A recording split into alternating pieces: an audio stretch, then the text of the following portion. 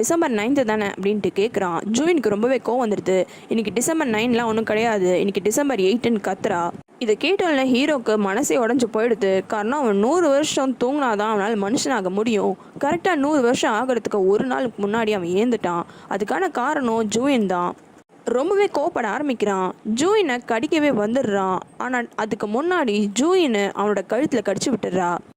ஜூயினை நல்லாவே கழுத்தில் கடிச்சு விட்டுடுறா. இதை கொஞ்சம் கூட ஹீரோ எதிர்பார்க்கல. அந்த ஷாக்கில் அவன் அங்கேயே மயக்க போட்டு விழுந்துடுறான். ஜூயினும் அதுக்கப்புறமா அவனுக்கு என்ன ஆச்சுன்னு செக் பண்ணி பார்க்குறா. இவன் வேம்பையராக இருக்கிறதுனால இவனுக்கு சுத்தமாக ஹார்ட் பீட்டே இல்லை. ஆனால் அது தெரியாமல் ஜூயின் இவனுக்கு ஏதோ ஆயிடுச்சுன்னு பதட்டமாக ஹாஸ்பிட்டலில் கொண்டு போய் சேர்க்குறா. ஹாஸ்பிட்டலில் டாக்டர்ஸும் செக் பண்ணிவிட்டு சுத்தமாக ஹார்ட் பீட் இல்லை, அதனால் பேஷண்ட் இறந்து போயிட்டான்னு டிக்ளேர் பண்ணிடுறாங்க. அதுக்கப்புறமா பக்கத்தில் இருக்க பேஷண்ட்டோட பிளட் ஸ்மெல்னால ஹீரோவும் ஏந்துக்கிறான். ஜூயினுக்கு இது எல்லாமே ஷாக்காக தான் இருக்குது. இருந்தாலும் இவளால் தான் ஹீரோ கடிப்பட்டதுனால ஹீரோவோட பில்லையும் எப்படியோ கஷ்டப்பட்டு பே பண்ணிடுறா. அதுக்கப்புறமா ஹீரோவை அதே இடத்துல விட்டுட்டு ஒரு டாக்ஸி பிடிச்சி அவள் திரும்பி மேன்ஷனுக்கே போயிடுறா. ஹீரோ 100 வருஷம் கழிச்சு ஏந்திருக்கான். அதனால் அவனுக்கு இந்த உலகமே புதுசாக இருக்குது. நிறைய டிஃப்ரெண்ட்டான டெக்னாலஜிலாம் வந்ததுனால எதுவுமே புரியாமல் ரொம்ப குழம்பி போயிடுறான். ஹீரோட ஃப்ரெண்ட்ஸ் 2 பேருமே இன்னுமே இருக்காங்க. ஒரு ஃப்ரெண்ட் பார்க்கு ஹோட்டல் வச்சு நடத்துகிறான். இருந்தாலும் அவனோட பிஸ்னஸ் அவ்வளோலாம் ஒன்றும் நல்லா போகலை. அந்த ஓனரும் சீக்கிரமாக காசை கட்டுன்னு சொல்லிட்டு போகிறான். அப்போ அதே கடைக்கு இன்னொரு ஃப்ரெண்டு லீயும் வரான். லீ வந்து ஜோஷியம் பார்க்குற வேலை பார்த்துட்டு இருக்கான். என்னதான் ஹீரோ 100 வருஷத்துக்கு முன்னாடி தூங்க போனாலும் இவங்க 2 பேரும் ஹீரோ என்னைக்கு ஏந்துப்பான்னு ரொம்ப ஆர்வத்தோடு இருக்காங்க. 100 வருஷம் ஆயிடுச்சுன்னு இவங்க நினச்சிக்கிட்டு ஹீரோவை எழுப்புறதுக்காக வராங்க. ஆனால் ஆல்ரெடி அந்த காஃபின் ஓப்பன் ஆகிருக்கு. எங்கே போனா இவன், நம்மக்கிட்ட சொல்லாமல் போயிட்டானே, ஒருவேளை இவன் மனுஷன் ஆயிட்டானா, ஏன் நம்மளை வந்து இவன் பார்க்கலன்னு 2 பேருமே ரொம்ப கன்ஃபியூஸ் ஆகிடுறாங்க. ஹீரோ இன்னுமே அந்த ஊர்லேயே தான் சுற்றிட்டே இருக்கான். அவனுக்கு எந்த பக்கமாக போகிறதுன்னு சுத்தமாக ஐடியாவே இல்லை. அதுக்கப்புறமா ரோட்டில் போகிற 2 பேர் ஹீரோக்கு ஹெல்ப் பண்ணுறாங்க.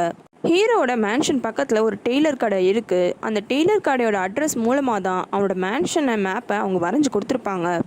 அந்த மேப்பை ஃபாலோ பண்ணிகிட்டே அந்த மேன்ஷன் கிட்ட வந்துடுறான். அந்த டெய்லர் ஷாப்பில் 100 வருஷத்துக்கு முன்னாடி இருந்த ஆள் மாதிரி தான் இப்போ இருக்கிற ஆளும் இருக்கான். இதை பார்த்து ஹீரோ ரொம்பவே சந்தோஷப்படுறான். ஆனால் அந்த ஆள் பயந்துடுறான்.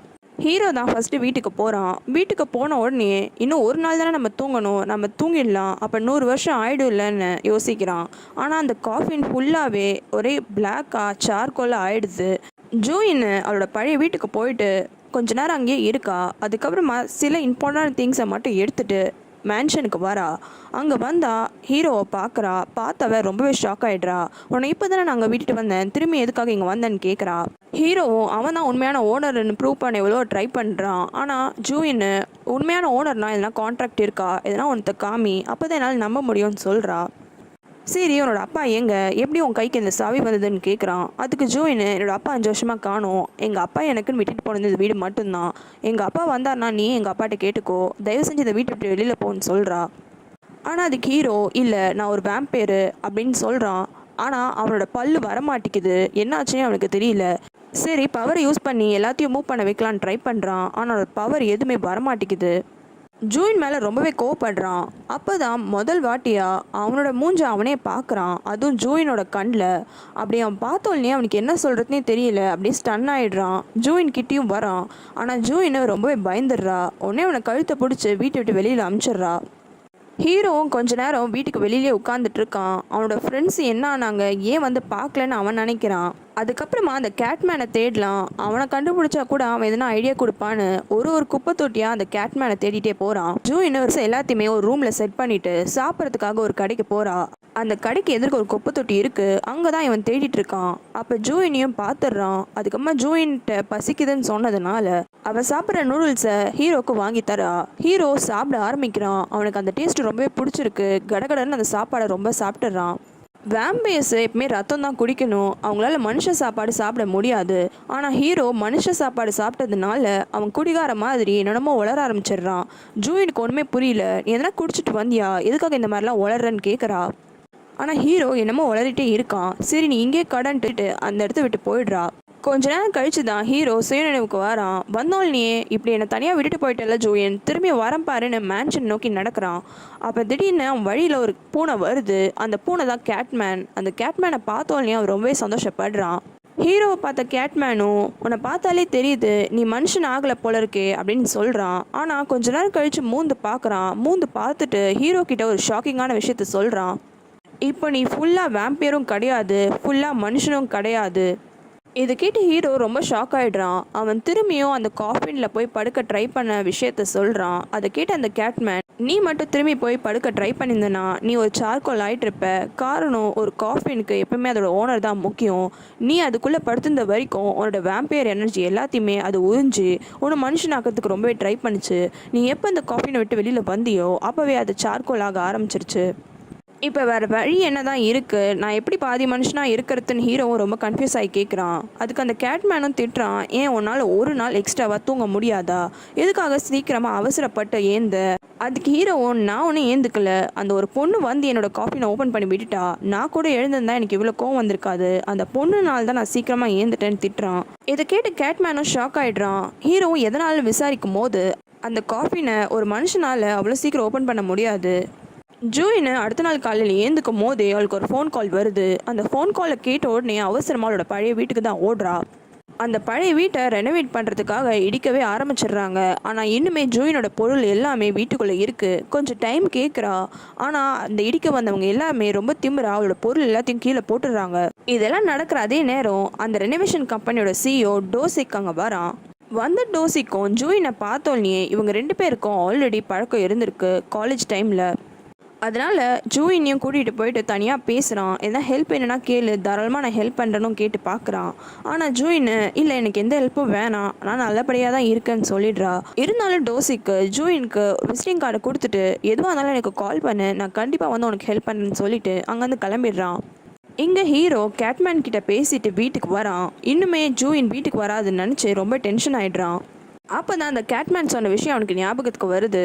இங்கே பாரு, யாராலையும் அந்த காஃபினை அவ்வளோ சீக்கிரமாக ஓப்பன் பண்ணிட முடியாது. அந்த பொண்ணு ஓப்பன் பண்ணியிருக்கானா உனக்கான ஆன்சர் அவகிட்ட தான் இருக்குது. அதனால் எப்பவுமே அந்த பொண்ணை உனக்கு க்ளோஸாக வச்சுக்கோ.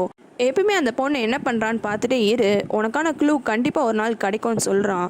அதனால் கோவத்தை கண்ட்ரோல் பண்ணிவிட்டு ஹீரோவும் அங்கேயும் இங்கேயும் நடந்துட்டுருக்கான். அந்த மேன்ஷன் பக்கத்தில் ஒரு டெய்லர் ஷாப் இருக்கும். அந்த டெய்லர் ஷாப்புக்கு பக்கத்துலேயே ஒரு பட்சர் ஷாப்பும் இருக்குது. அந்த கடையை ஒரு லேடி தான் நடத்திட்டு இருக்கா. அந்த லேடியும் வந்து ஹீரோ கிட்ட விசாரிக்கிறா, நான் 20 வருஷமாக இந்த ஏரியாவில் தான் இருக்கேன், இது வாட்டி உங்களை ஒரு வாட்டி கூட பார்த்தது இல்லையே, யார் நீங்கன்னு கேட்குறா. ஹீரோவும், இது என்னோட வீடு தான், சாவியை இந்த பட்லர் எடுத்துகிட்டு போயிட்டா, அதனால தான் நானும் வெயிட் பண்ணுறேன்னு சொல்கிறான். ஜூயினும் ரொம்ப கஷ்டத்தோட வீட்டுக்கு நடந்து வந்துட்டுருக்கா. அப்போ எதேச்சியா அந்த பழைய வீட்டு ஓனரை அவள் பார்த்துடுறா. ஜூயின் பார்த்துட்டான்னு தெரிஞ்ச உடனே அந்த பழைய வீட்டு ஓனரும் கடகடன்னு ஓட ஆரம்பிச்சிடுறான். ஆனால் விடாம ஜூயினும் ஃபாலோ பண்ணிட்டே போறா.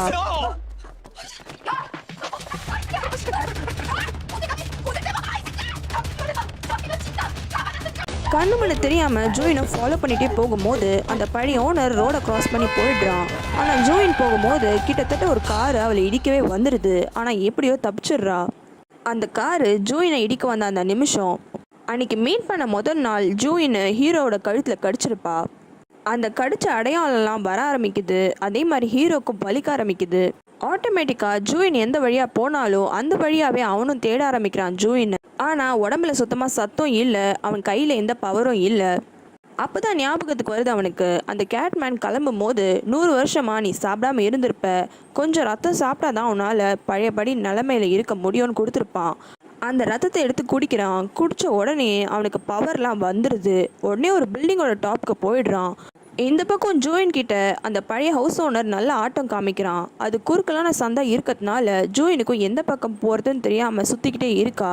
அந்த ஹவுஸ் ஓனர் ஜூயினை ஏமாத்திட்டோன்னு நினைக்கிறான். கரெக்டாக அவனே வந்து ஜூயின் கிட்டேயும் மாட்டிக்கிறான். திரும்பியும் ஜூயினை துரத்திட்டே போறா. ஆனால் அந்த இடமே ஆள் நடமாட்டம் இல்லாமல் ரொம்ப அமைதியாக இருக்குது. இந்த சுச்சுவேஷனை யூஸ் பண்ணிவிட்டு அந்த பழைய ஹவுஸ் ஓனரும் ஒரு கம்பை எடுத்து, சும்மா எதுக்கு என்னை ஃபாலோ பண்ணிகிட்டே இருக்கேன்னு ஜூயின் கிட்ட அடிக்கவே வந்துடுறான். அப்போ கரெக்டாக அந்த இடத்துக்கு ஹீரோ வந்துடுறான். வந்த ஹீரோவும் அவன் கையில் இருக்க கம்பியை வாங்கி இவனே வளைச்சி போட்டுடுறான். ஹீரோட இந்த பவர்லாம் பார்த்து ஜூயினும் சரி அந்த பழைய ஹவுஸ் ஓனரும் 2 பேரும் ஷாக் ஆகிடுறாங்க. ஆனாலும் அந்த ஹவுஸ் ஓனர் சும்மா இல்லாமல் அவன் கையில் இருக்க கத்தியை எடுத்து ஹீரோவோட மூஞ்சிலேயே கிழிச்சு விட்டுடுறான்.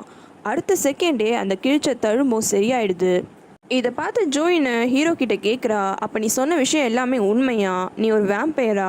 இப்போவாச்சு நான் சொன்ன விஷயம் எல்லாத்தையும் நீ நம்பினல, வா நம்ம வீட்டுக்கு போகலாம் அப்படின்னு கூப்பிடுறான்.